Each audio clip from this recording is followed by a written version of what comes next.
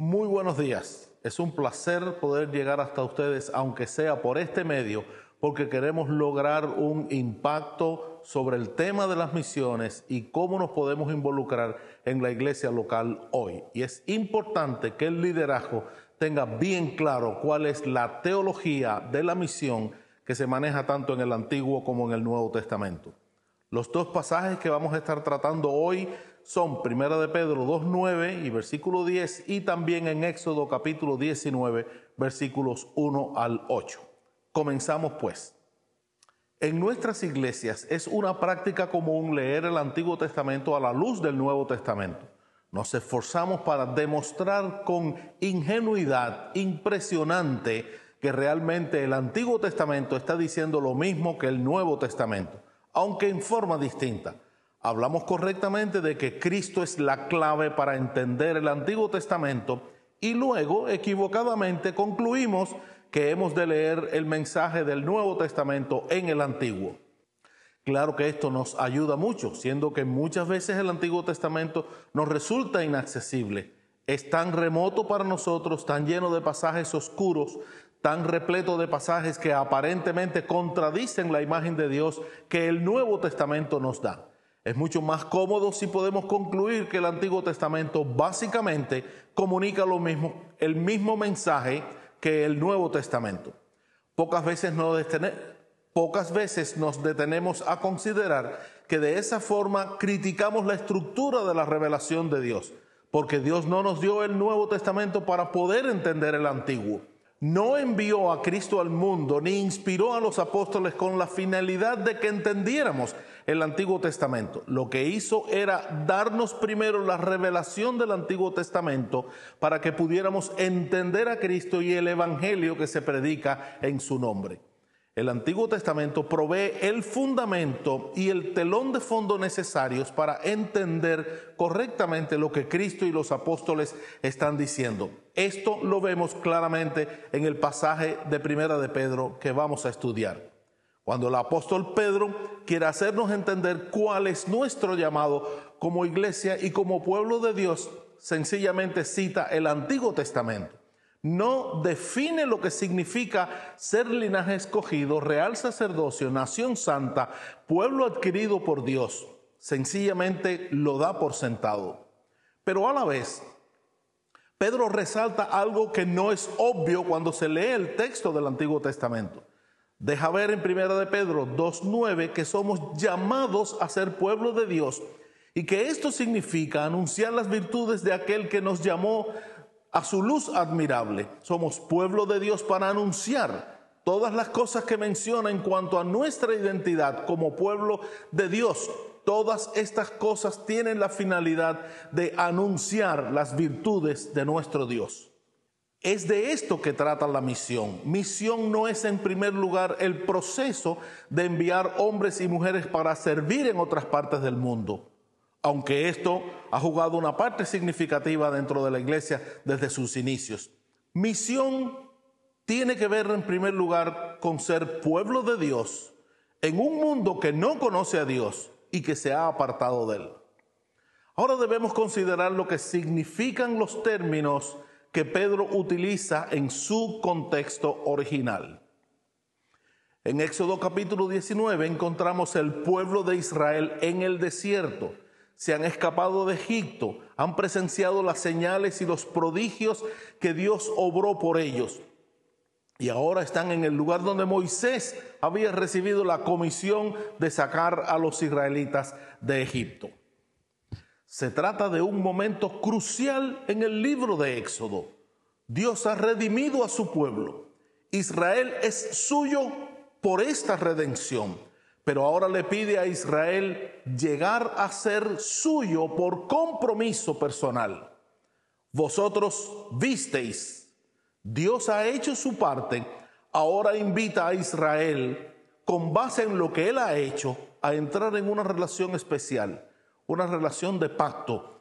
Y Dios dice que así se comprometerán con Él. En primer lugar, mi especial tesoro se refiere a pueblo adquirido por Dios, un reino de sacerdotes, o sea, un real sacerdocio. gente santa o pueblo o nación santa. ¿Cómo hemos de entender estos términos?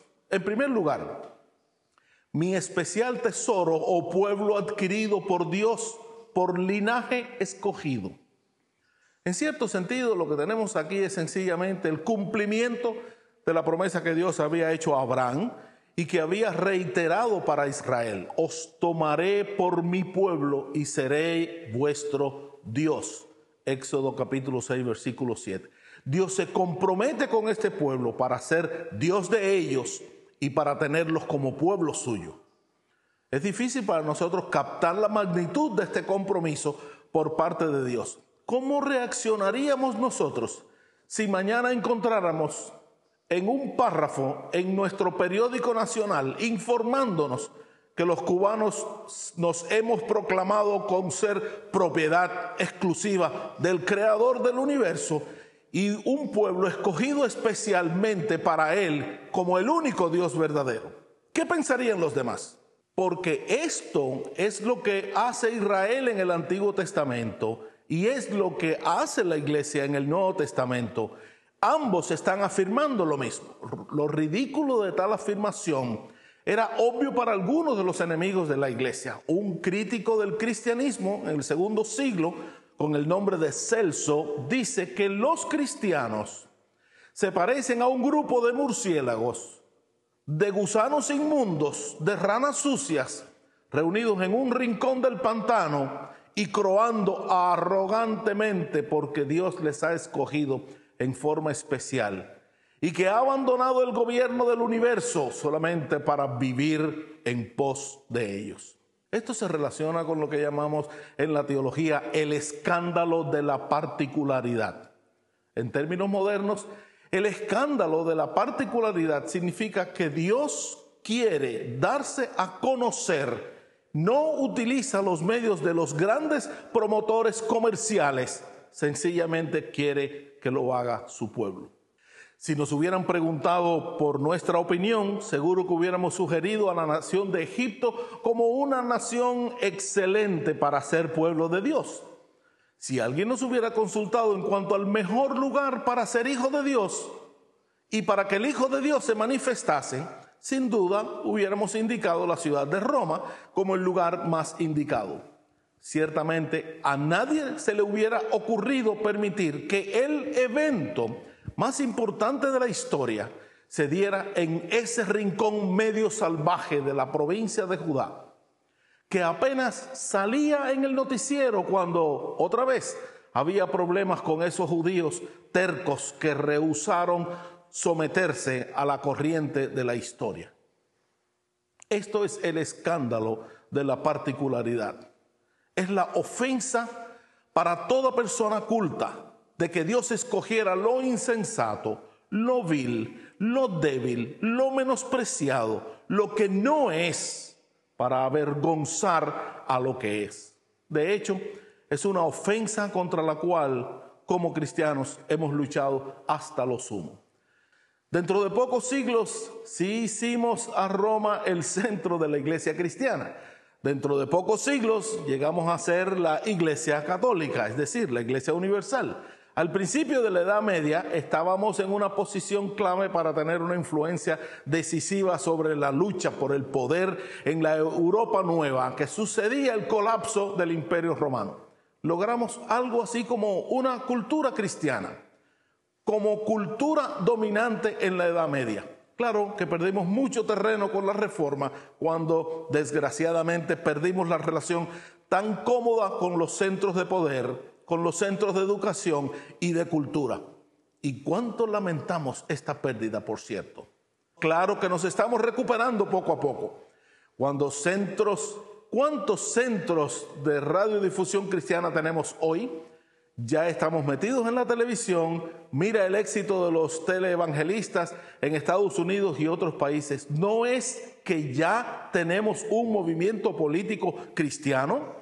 ¿No es halagador que los políticos ya se están esforzando para obtener los votos evangélicos? Cuando Dios planea su misión al mundo, toma una tribu de esclavos oprimidos, vagando por el desierto sin tierra que pueden llamar suya, sin lugar donde ir, añorando las comodidades de su esclavitud. Y allí en medio del desierto les dice: yo seré vuestro Dios. Y no es una promesa vacía. La mayoría de los capítulos que siguen aquí dedican a instrucciones en cuanto al tabernáculo, el santuario, la morada de Dios en medio de su pueblo. Dios cumple su promesa. Él llega a ser su Dios por vivir en medio de ellos, por ser su Emmanuel, Dios con nosotros. Y esto es lo que significa misión. Es ser pueblo especial de Dios, el pueblo exclusivo de Dios, para tener a Dios viviendo en medio de nosotros. Es por eso que la misión en el Nuevo Testamento empieza con la formación de la iglesia, cuando la presencia de Dios, Dios el Espíritu Santo, desciende sobre los primeros creyentes. Misión tiene que ver con ser el pueblo donde se encuentra la presencia de Dios. Poco tiene que ver con edificios, organizaciones, estructuras administrativas, enviar gente de un país a otro. Es ser el especial tesoro de Dios, pueblo especial de Dios, el pueblo en medio de la cual Dios es su rey. Todas aquellas otras cosas no son sino las implicaciones de esto, y algunas veces las distracciones, las cosas que obstruyen, que nos impiden ver la misión en verdad. Es cuando la gente viene diciendo: hemos visto que Jehová está contigo, en Génesis 26. Cuando viene a nosotros diciendo: quisiéramos ver a Jesús, en Juan capítulo 12. O cuando nos vituperen y nos persigan porque pertenecemos al Señor, porque nos reconocen como el discípulo del Maestro. Esto es cuando somos pueblo adquirido por Dios. Esto es cuando cumplimos con la tarea de la misión. En segundo lugar, hablaremos de un reino de sacerdotes o real sacerdocio. Y la segunda promesa que Dios da es que hemos de ser un real sacerdocio. Para Israel es la segunda consecuencia de guardar el pacto. Es útil pensar por un momento en la promesa original que Dios le había hecho a Abraham en Génesis capítulo 12. Allí Dios promete hacer a Abraham una nación grande, darle la tierra y bendecir en él y a todas las familias de la tierra. Al principio de Éxodo encontramos que ya Israel ha llegado a ser una nación grande y ahora están en el punto de entrar a la tierra prometida. Pero queda el tercer elemento de la promesa de Abraham. Dios pasó por alto las palabras: y serán benditas en ti todas las familias de la tierra. Tenemos la tendencia de brincar directamente al Nuevo Testamento, donde vemos el cumplimiento de esta promesa de Jesucristo, porque esto significa pasar por alto todo el recorrido de la revelación del Antiguo Testamento. Dios escoge a Abraham y su simiente, sus descendientes, para cumplir y a través de ellos llegar la promesa al pueblo, para dar cumplimiento a su propósito de darse a conocer a todo el mundo, como ya lo había hecho con los egipcios en la primera parte del Éxodo. Y justamente de esto trata el tema de la promesa de un reino de sacerdotes. Pensemos un momento lo que significa ser sacerdote en la Biblia. En el Antiguo Testamento, en la ley de Moisés, encontramos que los sacerdotes son las personas llamadas a encargarse del culto de Dios en Israel. Se pone a cargo de ellos un nuevo tabernáculo, ellos administran los sacrificios diarios, ellos han de presentar los diferentes sacrificios de los israelitas en el tabernáculo, ellos reciben la ley bajo el pueblo para darlo periódicamente a este pueblo, etc. Para resumir, podemos decir que los sacerdotes son los intermediarios entre Dios y el pueblo. Están puestos delante de Dios a favor del pueblo y en representación de ellos. Es en esta capacidad que ofrecen sacrificio y culto a Dios. A la vez, están puestos delante del pueblo para representar a Dios como los representantes y voceros de Dios han de recordar al pueblo los preceptos y mandamientos que Dios ha dado. Han de leer la ley y han de ayudar al pueblo a entender la santidad de Dios por los mismos ritos y las ceremonias que ellos celebran. Por su función particular, viven separados de los demás israelitas en el sentido de que viven verdaderamente en la presencia de Dios. Cuando ministran en el santuario, por ejemplo, ellos son los que pueden acercarse a Dios, quienes pueden entrar al lugar santo y en uno de ellos dirigirse una vez al año al lugar santísimo para hacer expiación por los pecados del pueblo. Por su oficio, los sacerdotes se distinguen de los demás israelitas por un código de conducta especial que han de observar.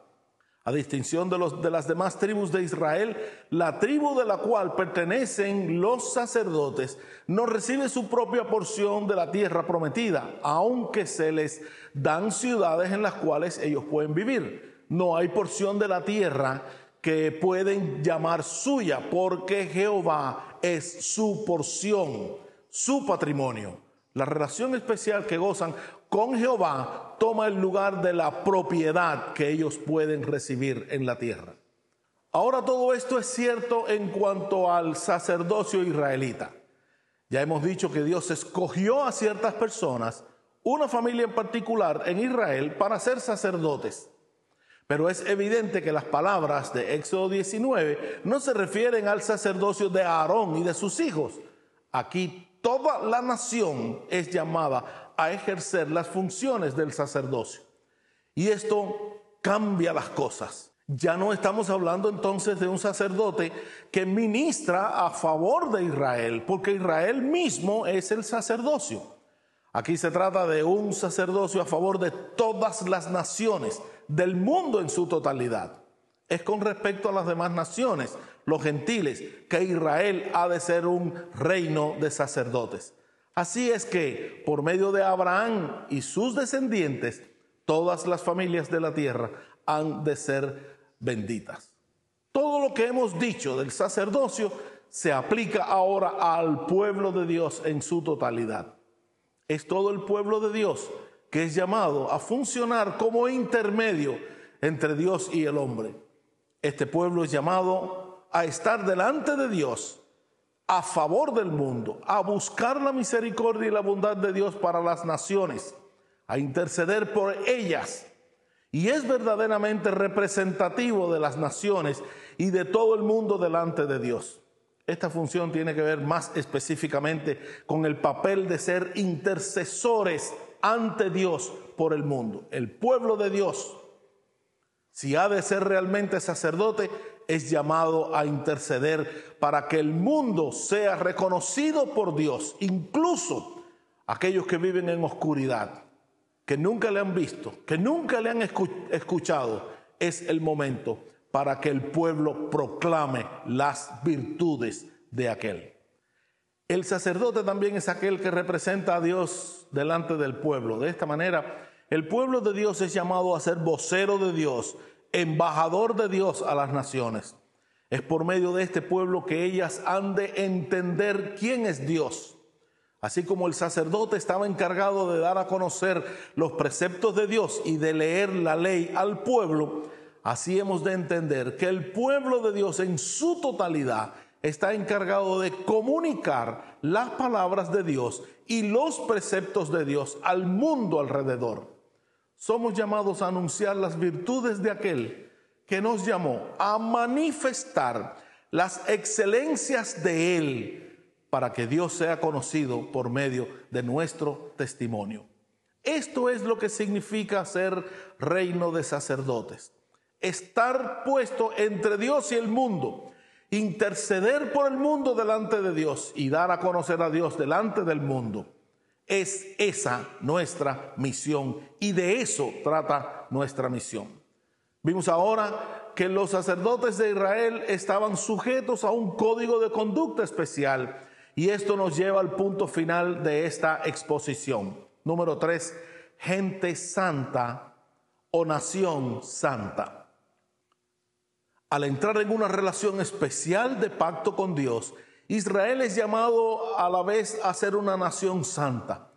Esto no es tanto una promesa, sino el resultado de obedecer la voz de Dios y guardar su pacto. Se puede definir santidad en muchas formas. La ley de Moisés es una ley de santidad en el sentido de que para el pueblo ser santo implica obedecer la ley. Santidad es someterse al señorío de Cristo en todas las áreas de la vida. Cuando Jesús pregunta, ¿por qué me llamáis Señor, Señor, y no hacéis lo que yo os digo? Lucas capítulo 6, versículo 46. Está hablando de santidad. Santidad no es apenas llamarle Señor, sino permitirle que ese Señor sea Señor de nuestras vidas. Para Israel, guardar la ley era su manera de expresar la sumisión de toda parte de la vida del señorío de Jehová. Santidad es amar a Dios y a nuestro prójimo como a nosotros mismos. Por encima de todo, santidad es la manifestación del carácter de Dios. Es porque Dios es santo que su pueblo ha de ser santo. Para mostrar que son de veras pueblo de Dios, han de reflejar en sus vidas, sus relaciones, su trabajo, su familia, la santidad de aquel Dios. Es de esta manera que el pueblo de Dios ha de ser diferente a las demás naciones. Y es de esta manera que realmente cumple su llamado misionero. Es por medio de vidas sometidas enteramente a su voluntad, impulsadas y guiadas por su amor, que su carácter y su persona se ponen de manifiesto. Claro que estamos hablando de vasos de barro. No estoy sugiriendo que sea posible alcanzar la perfección en estos pasos sencillos. Estoy consciente de que Dios puede, y de pronto en la manera como lo hace tantas veces, manifestarse a pesar de nosotros en vez de por medio de nosotros. Pero el propósito de Dios es evidente en los dos pasajes. Tanto en Éxodo como en Primera de Pedro, Dios nos llama a ser una nación santa para mostrar las excelencias de aquel que nos llamó. El asunto de la santidad es de importancia crucial para todo el tema de la misión. Permítanme ilustrar esto en dos áreas y luego terminamos. Se habla mucho hoy en día sobre la contextualización. El hecho de que no debemos unir el evangelio a nuestra propia cultura porque lo predicamos en otras palabras, en otras partes del mundo. Sea inteligente en términos de cultura de la gente a la cual nosotros nos dirigimos. Hemos de ayudarles a entender y vivir el evangelio en términos que correspondan a su cultura. Esto es muy cierto. Y toda esta área de la comunicación transcultural del evangelio es de mucho significado y de mucha importancia. Pero el punto neurálgico es exactamente lo contrario de lo que pensamos. El problema verdadero con la contextualización no es cómo adaptar el evangelio y la vida cristiana en las diferentes culturas, sino más bien cómo expresar la santidad de Dios en cada cultura. Esto significa de qué manera hemos de ser diferentes en cada cultura del mundo alrededor, porque la santidad ha de encontrar su expresión distinta en cada caso. Y es allí donde nos encontramos nuevamente en terreno familiar, porque significa que la contextualización no es apenas asunto de cómo predicamos el evangelio a los pobres paganos que viven en una selva, sino cómo hemos de vivir como nación santa en medio de una porción de la humanidad caída que llamamos Cuba o cualquier parte del mundo. ¿Qué significa aquí, en esta cultura, ser una nación santa? Un pueblo que refleja la santidad de Dios. ¿Qué significa por la forma en la que manejamos prosperidad, pobreza, política, justicia social, familia o trabajo? ¿Cómo hemos de ser diferentes en este tipo de contexto? El otro asunto que se habla mucho en estos días es eso del ministerio social de la iglesia. ¿Cómo es que la proclamación del evangelismo y la vida de la iglesia se relacionan con las necesidades humanas en el campo socioeconómico y político? ¿Es parte de la misión de la iglesia este ministerio social o es aparte? ¿Ministramos a las necesidades materiales de la gente antes de ministrar a su necesidad espiritual o después? ¿Hasta qué punto los cristianos deben esforzarse por cambiar este mundo? ¿Hemos de meternos en la política? ¿Qué actitud tomamos frente a los movimientos revolucionarios del mundo, etcétera? Claro que es difícil ver estas cosas en el ministerio de Jesús. Incluso muchas veces es descrito como apolítico porque no se identifican con ninguno de los clubes políticos o ideológicos relacionados en su tiempo. Sin embargo, los líderes judíos lo vieron como un estorbo, como una amenaza tan grande que tenían que destruir. Era santo, era el amor encarnado. Toda su forma de mirar la vida, el poder, la plata, la religión, la autoridad, su forma de relacionarse con la gente era totalmente contraria a la gente de su alrededor y especialmente a aquellos líderes del pueblo. Y sencillamente por ser enteramente santo, por someterse totalmente a Dios, por vivir completamente para Dios y por las personas a quienes él debía responder ante Dios. Es un Dios justo como lo era también su Hijo. No inició un partido político, sino que llamó a los hombres a una comunidad con una escala de valores tan alto y un estilo de vida completamente contrario a lo del mundo a su alrededor. Cuando Él llama a una comunidad, al nuevo pueblo de Dios, a ser perfectos como su Padre Celestial es perfecto, es entonces que es verdaderamente revolucionario.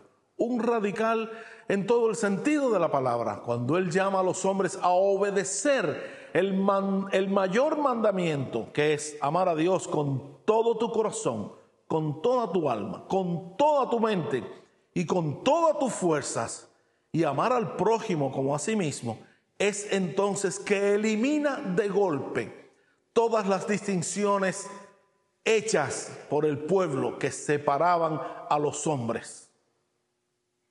Hemos de ser santos, hemos de ser impulsados en todo cuanto hagamos, digamos o pensemos por amor. Amor a Dios y amor al prójimo. Toda persona necesitada que encuentras y toda causa que se presenta es un desafío de parte de Dios para ti. Y en esa medida respondes de acuerdo al amor de Dios para ellos. Esto es lo que significa ser pueblo de Dios. Ser tesoro especial de Dios como pueblo adquirido por Él. Ser real sacerdocio y ser nación santa. Israel no pudo con esta misión. No alcanzó a vivir de acuerdo al llamado tan alto que Dios les había hecho. Y nosotros tampoco podríamos si no fuera por la purificación de la sangre de Cristo y la renovación por el Espíritu Santo. Pero por su sangre nos compró para sí mismo y por su Espíritu nos habilita para el servicio santo. Y así nos llama hoy, no apenas unos pocos, no apenas por especialidades, no apenas por unas partes del mundo, llama a toda la iglesia para anunciar las virtudes de aquel que nos llamó. Sin perder el foco de la misión, en medio de las nuevas y cambiantes realidades, este es nuestro mayor desafío. Dios te bendiga.